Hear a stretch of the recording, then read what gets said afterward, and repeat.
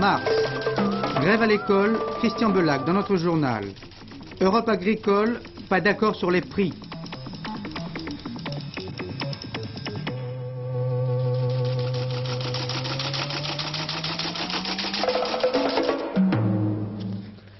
Madame, Monsieur, bonsoir.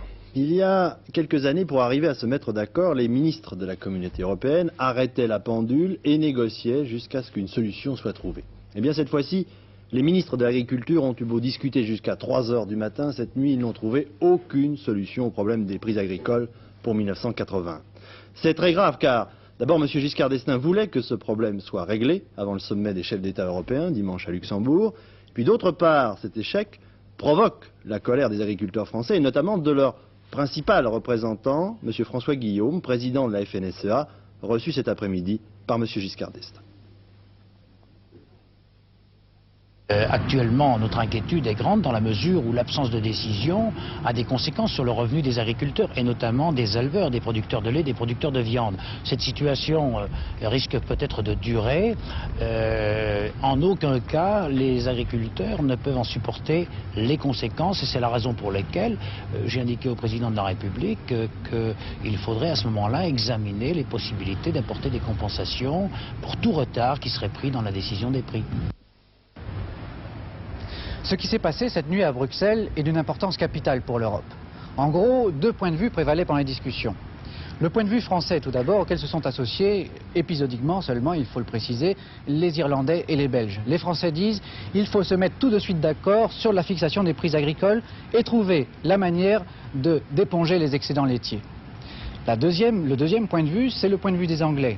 Et là, tous les autres pays se sont associés aux Anglais, y compris les Allemands. Alors les Anglais disent, et c'est totalement contradictoire avec la position française, ils disent il n'est pas question de fixer les prix agricoles tant que les 9 chefs d'État et de gouvernement n'auront pas examiné la contribution britannique au marché commun pendant le sommet de Luxembourg qui aura lieu le 27 et 28 avril prochain. Alors, à ce dialogue de sourds, Pierre Ménury, lui, fait des propositions. Il a demandé à la Commission qu'elle propose des solutions pour arriver à fixer ces prix agricoles. La Commission a fait des propositions auxquelles les 9 ministres de l'Agriculture n'ont pas abouti. Pierre Ménury, à 3 heures du matin, a refusé ces propositions parce qu'il les a trouvées incomplètes. Plus qu'un échec, je dirais surtout que c'est une injustice et une incapacité des ministres de l'Agriculture ou de certains ministres à prendre des responsabilités politiques qui sont leurs responsabilités, non pas celles des chefs d'État. Injustice vis-à-vis du monde agricole, car il y a 8 millions d'agriculteurs qui ont besoin de sécurité comme les autres catégories professionnelles et qui devraient avoir des prix fixés au 1er avril. Monsieur Ménury, vous venez de le voir, était l'invité d'Antenne de Midi aujourd'hui. Ce sera donc, au vu de ces résultats, au chef d'État de la Communauté européenne, dimanche, à Luxembourg, de régler le problème, si la réunion a bien lieu, malgré cet échec. L'ensemble des principaux syndicats d'enseignants avaient décidé pour aujourd'hui une grève pour protester contre la politique du gouvernement qui, selon eux, profite de la baisse de la démographie en France pour réduire les dépenses de l'éducation. Le point de cette journée, Jean-Michel Mercure.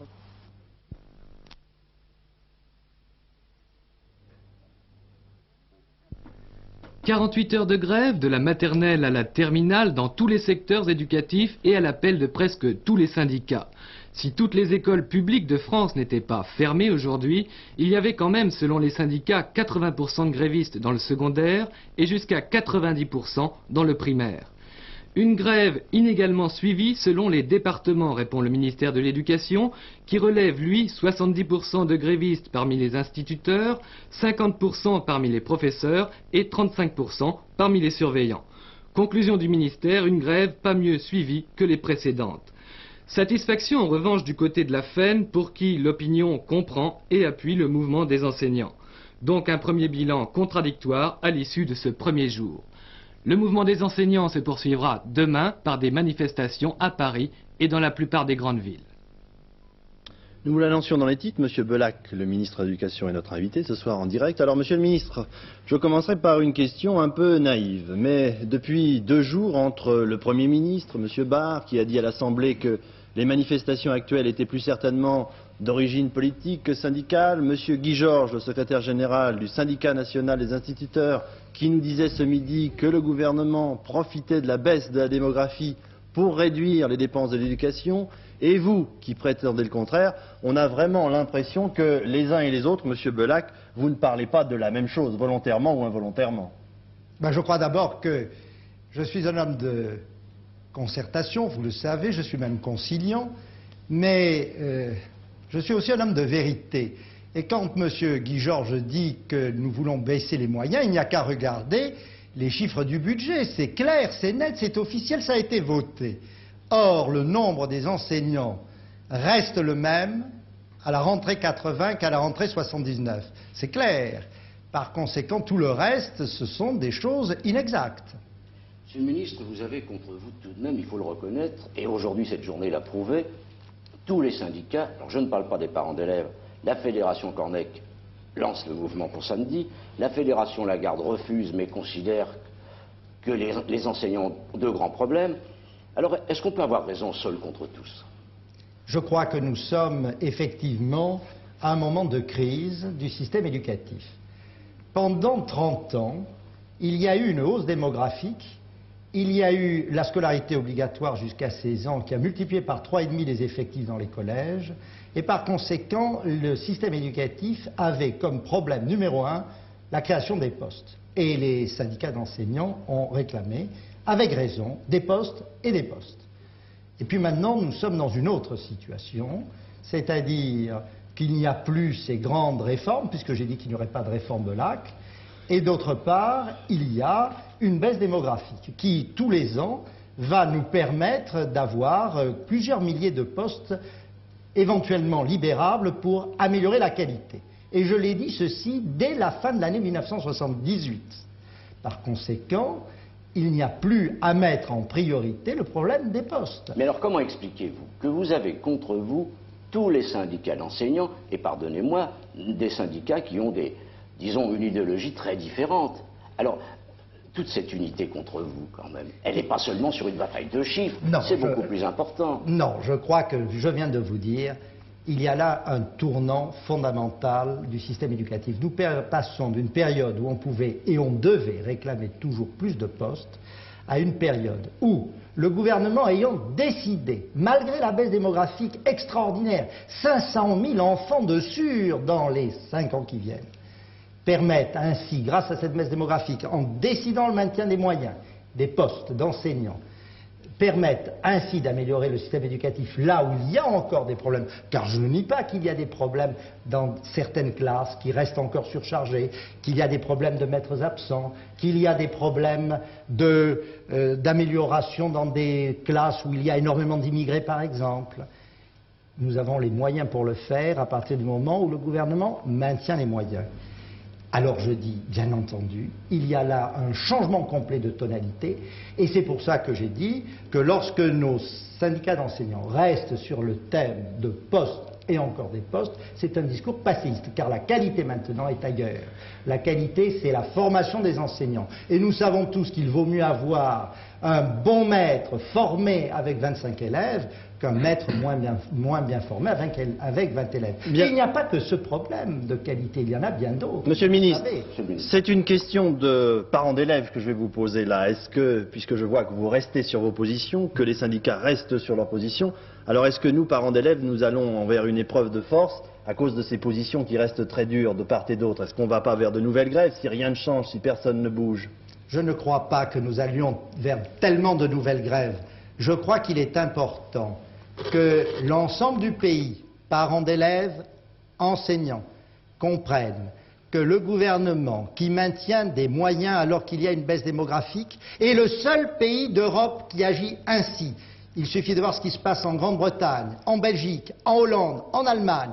Nous sommes le seul pays qui maintient les moyens parce que nous continuons à considérer que l'éducation est le budget capital de notre pays. Alors, lorsque les parents et les enseignants, à la suite de la crise que nous vivons à l'heure actuelle, et dont je suis désolé, croyez-le bien, car je crois que ce n'est pas bon pour nos enfants, 11 jours de travail en mai, 26 jours entre avril et mai, ce n'est pas bon, quand parents et enseignants auront compris qu'effectivement, en maintenant les moyens, nous gardons la priorité au système éducatif et qu'avec cela, nous pouvons résoudre les problèmes quantitatifs qui demeurent et que les problèmes qualitatifs, les vrais, sont ailleurs, je crois à la générosité des enseignants. Je crois au bon sens des syndicats pour que nous puissions reparler des vrais problèmes. Merci Monsieur Belac. Demain, nous aurons comme invité, il pourra répondre aux propos de Monsieur Belac, nous aurons comme invité Monsieur André Henry, qui est le secrétaire général de la Fédération de l'éducation nationale.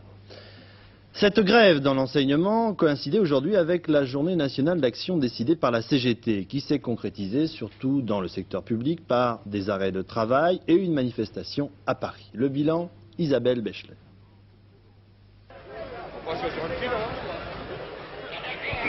La CGT s'est déclarée très satisfaite ce soir du nombre de travailleurs qui ont répondu à son appel à la grève et à la manifestation aujourd'hui. Les militants en CGT ont été plusieurs dizaines de milliers à défiler dans toute la France. Pour le secteur privé, le patronat parle d'échec. Au CNPF, on assure que 5 à 10% seulement de travailleurs ont répondu à l'appel de leur centrale.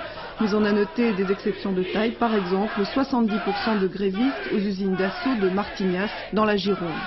Les secteurs les plus perturbés auront été la RATP à Paris avec 85% de métro et 80% d'autobus en service, ce qui n'est pas catastrophique, mais des coupures sauvages d'électricité ont provoqué de longues interruptions du réseau métro et RER. Au PTT, le pourcentage de grévistes avoisinait 11%, les débrayages de province étant moins nombreux qu'à Paris, la distribution du courrier ne devrait pas être dérangée dans les jours qui viennent. Il s'agit d'une très grande journée de lutte des travailleurs à travers tout le pays, pour exprimer leur volonté de voir réellement changer une situation qui devient insupportable. Aujourd'hui même, on annonce l'indice officiel du mois de mars, et ça représente une nouvelle augmentation de 1,2% d'après l'INSEE. C'est-à-dire que le pouvoir d'achat se dégrade et ça devient inadmissible. Comme vient de le dire M. Henri Krasuki juste avant moi, 1,2, c'est le pourcentage de la hausse des prix au mois de mars. C'est la troisième fois depuis le début de l'année que la hausse dépasse les 1%. Ce mouvement de hausse ne semble d'ailleurs pas terminé, puisque pour tenir compte de l'augmentation du cours du dollar avec lequel on paye le pétrole, l'essence, pour la troisième fois depuis le début de l'année aussi, pourrait augmenter dès samedi prochain de 7 à 8 centimes. On parle même de 10 centimes par litre au moins. En raison de ces différentes hausses, le salaire minimum, le SMIC, devrait passer, c'est encore au conditionnel, de 13,37 francs à 13,66 francs de l'heure à partir du 1er mai. 5 voix seulement de majorité pour le texte sur la participation adopté par l'Assemblée nationale. Et pourtant, il s'agissait bien sûr d'un texte gouvernemental que le président de la République lui-même avait présenté aux Français. Eh bien, cela n'a pas empêché un tiers du groupe UDF de se prononcer contre. Le texte adopté comporte 3 points principaux. D'abord, intéressement des salariés au capital de l'entreprise, participation aux fruits de l'expansion de cette entreprise. Enfin, dernier point que nous détaille Patricia Coste, la participation des cadres à la gestion de leur entreprise. Les cadres administratifs, commerciaux ou techniques assimilés, les agents de maîtrise, les ingénieurs, les chefs de service pourront maintenant participer au conseil d'administration de leur entreprise. Ils auront 1 ou 2 sièges selon la taille de leur entreprise et 1 ou 2 voix délibératives au même titre que les autres administrateurs. Ils seront élus par leurs pairs. Leur mandat sera de 2 ans renouvelable, sans limitation et non révocable par l'Assemblée générale des actionnaires. Leur responsabilité personnelle n'est pas engagée comme celle des autres administrateurs, sauf en cas de faute lourde.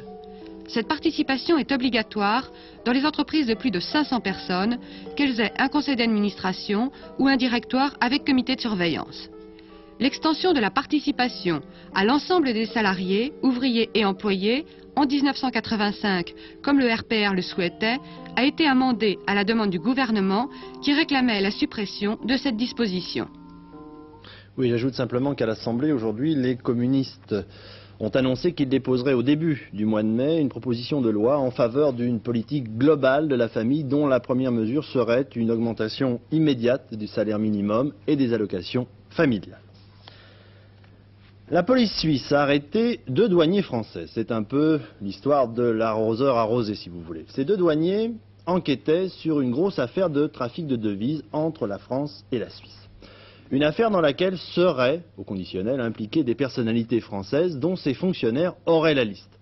C'est sur le territoire suisse, où ils cherchaient à se renseigner auprès des banques, qu'ils ont été arrêtés par la police helvétique, le 14 avril dernier, en vertu d'une loi qui réprime la violation du secret bancaire si cher à nos voisins suisses. Voilà pour l'histoire résumée. Philippe Sassier, d'abord, qu'est exactement ce fameux secret bancaire? Les Suisses, qui tiennent plus au secret bancaire qu'une rosière à sa vertu, ont fait du mutisme des banquiers une véritable institution nationale. C'est une loi qui protège ce secret bancaire et qui prévoit la prison pour ceux qui le trahissent ou cherchent à le percer. L'anonymat total et garanti est la base du système bancaire suisse. Dans les caves des banques helvétiques se sont croisés les dépôts des Israélites allemands fuyant le nazisme, le trésor de guerre du FLN, la fortune du Shah d'Iran, mais aussi l'argent de trafic divers et les dépôts d'épargnants craintifs. Certaines familles ont installé leur fortune dans un coffre-fort suisse depuis plusieurs générations et on estime qu'à Genève et à Bâle, que la moitié des clients des banques sont des Français.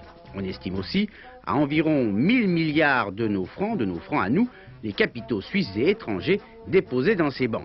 Pour en savoir un peu plus, les James Bond financiers de plusieurs pays jouent à cache-cache avec les autorités helvétiques. Les Français avaient trouvé une astuce, ils relevaient les numéros des voitures stationnant un peu trop souvent près d'une banque suisse. Résultat, l'automobiliste rentré en France avait la surprise de recevoir un beau jour la visite des agents du fisc. Mais les Suisses font à leur tour la chasse aux curieux qui viennent opérer sur leur territoire. Ils accusent carrément d'espionnage économique ceux qui essaient de déranger le bœuf que la loi suisse a mis sur la langue des banquiers. Oui, et déjà, il faut le dire, un douanier français avait eu un problème pour avoir relevé des numéros de plaques minéralogiques d'automobilistes faisant l'aller-retour entre la France et la Suisse.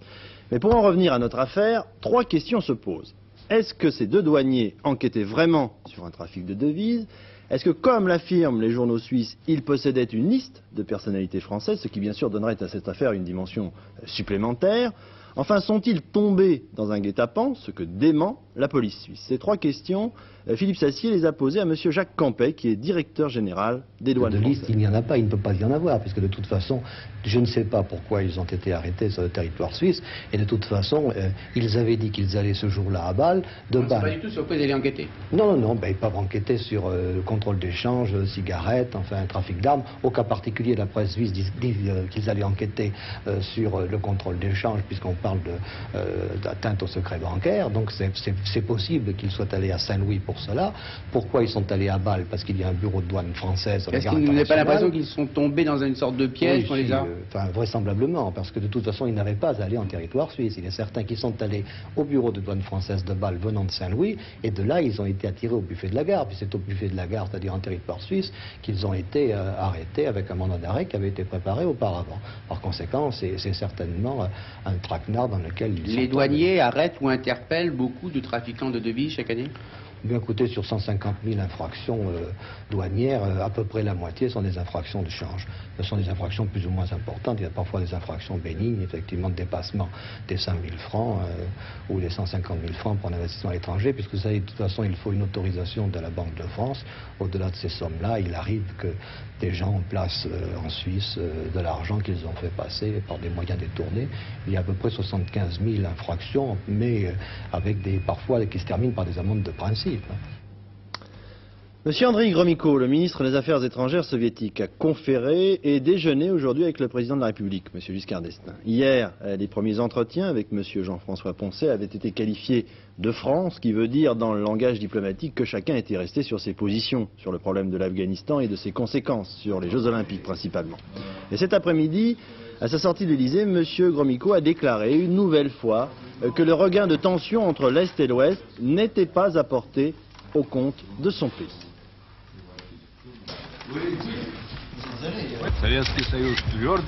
L'Union soviétique est ferme.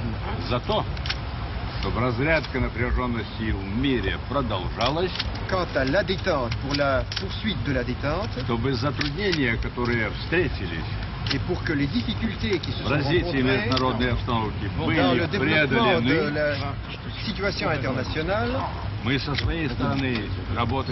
soient surmontées, de notre côté, nous travaillons dans cette direction. Mais comme on sait, tout ne dépend pas de nous. Nous exprimons l'espoir que la France agira dans ce sens. Merci.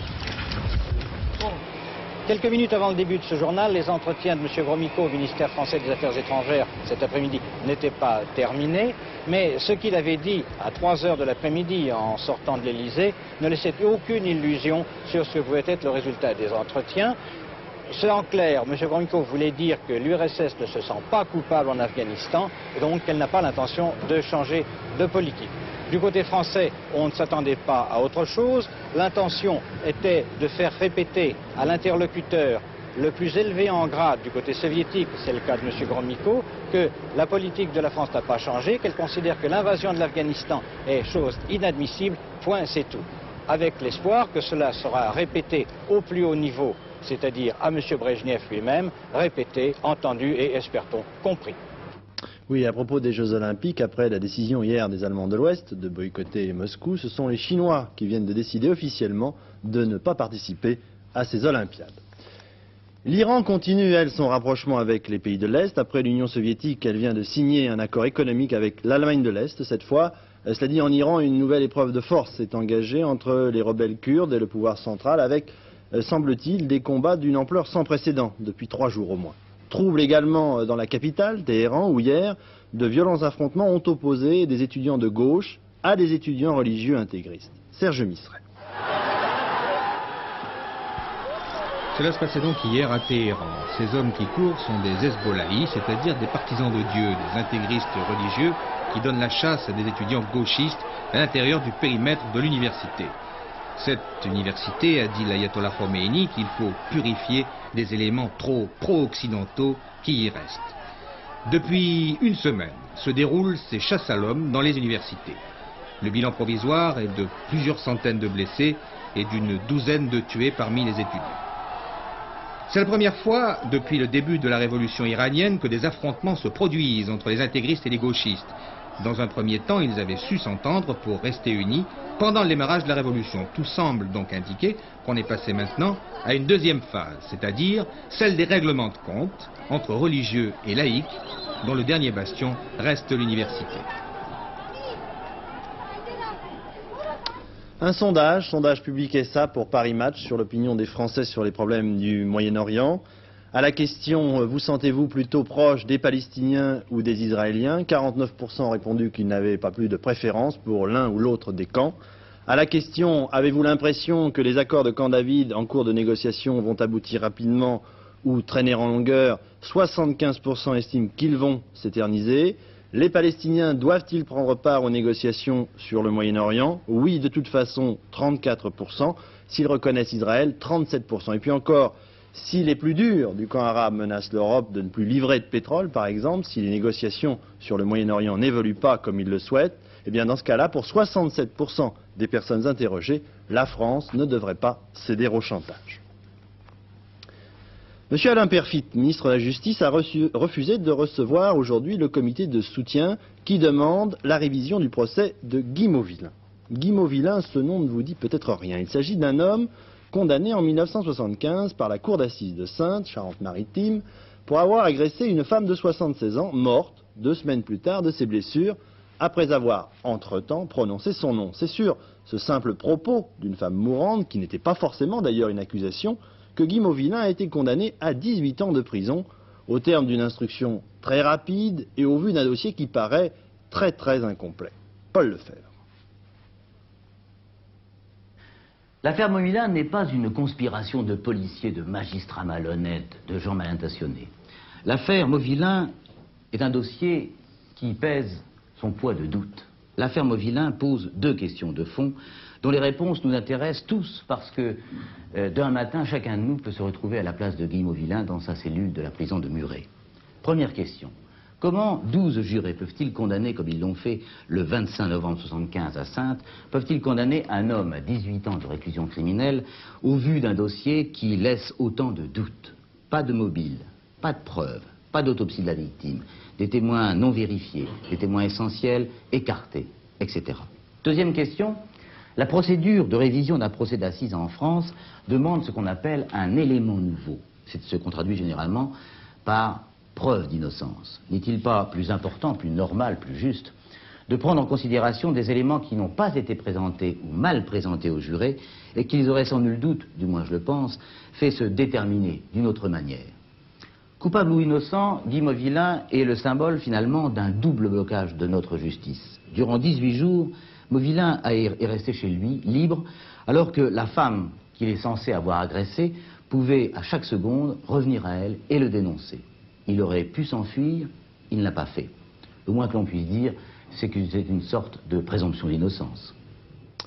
Monsieur et Madame Giscard d'Estaing ont inauguré aujourd'hui le musée de la déportation installé aux Invalides à Paris. Ce musée commémore à travers des photographies, des poèmes, des tableaux et divers documents une des pages sans doute les plus dramatiques de l'histoire de la France et du monde. L'Opéra de Pékin est actuellement à Paris. Les artistes chinois n'y étaient pas venus depuis 15 ans. Mais attention, l'opéra qu'il nous présente n'a rien à voir avec celui que nous connaissons en Europe. Dans l'opéra chinois, les chanteurs ne sont pas simplement chanteurs, comme nous le montre ce reportage de Georges Bégon.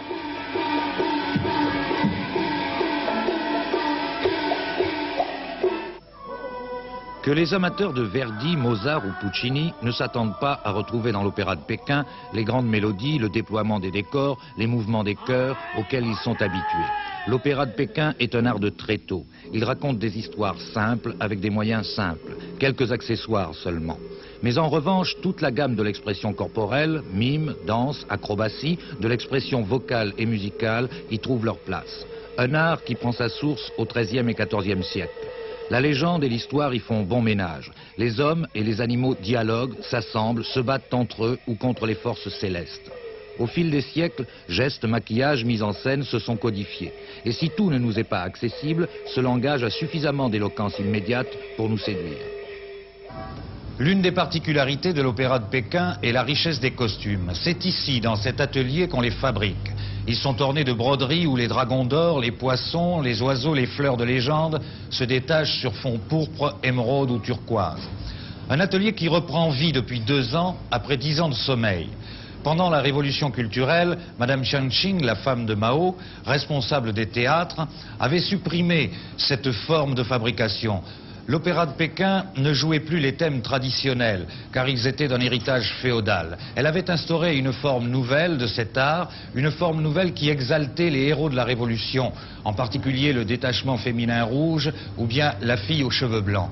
Et on est curieux de constater aujourd'hui un phénomène particulier, car ces ouvriers ont un certain bonheur à retrouver ces costumes de leur tradition, ces costumes de leur histoire, ces costumes de leurs rêves.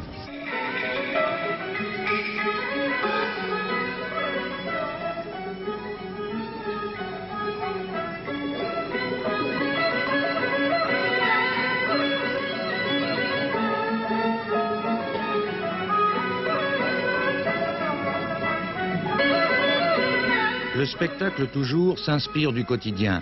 Ce geste de femme qui prépare son aiguillé devient de l'art par l'étude, le travail, la stylisation savante du mime.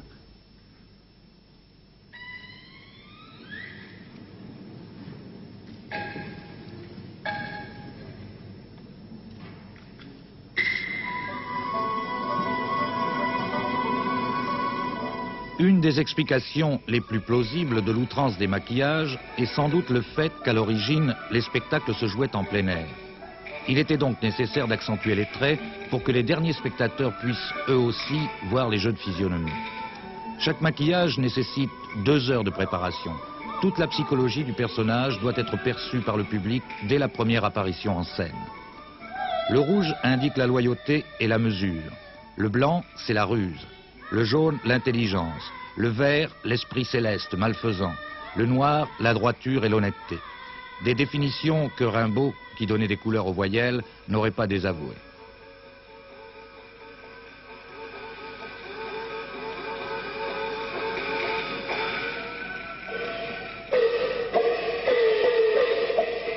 Dans cet extrait du Roi des Singes, le Roi des Singes en jaune, qui symbolise la révolte des humbles contre les forces du mal, est aux prises avec la panthère, rusée, féroce, acquise aux oppresseurs.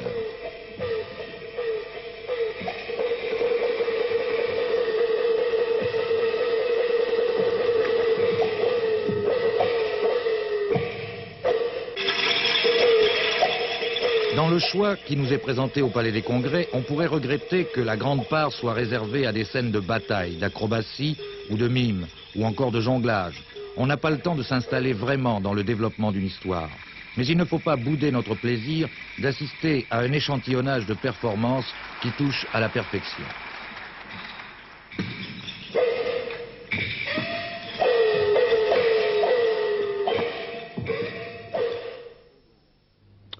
Le tiercé, pour terminer, pour gagner aujourd'hui, il fallait jouer dans l'ordre le 7, le 19 et le 14, ce qui vous rapporte, vous le voyez inscrit sur votre écran, 2427 francs 50 dans l'ordre, et dans un ordre différent, 485 francs 50 centimes. Voilà pour la précision. Et maintenant, la météo avec notre spécialiste du jeudi, notre rendez-vous habituel, Laurent Broumède. Écoutez, le temps ne devrait guère changer dans les 2 prochains jours. Malheureusement pour ceux qui habitent dans la moitié nord où il y a pas mal de nuages, heureusement pour ceux qui sont dans le sud où il y a plus de soleil. En fait, le baromètre est au plus haut sur l'Atlantique, au plus bas au contraire à l'est.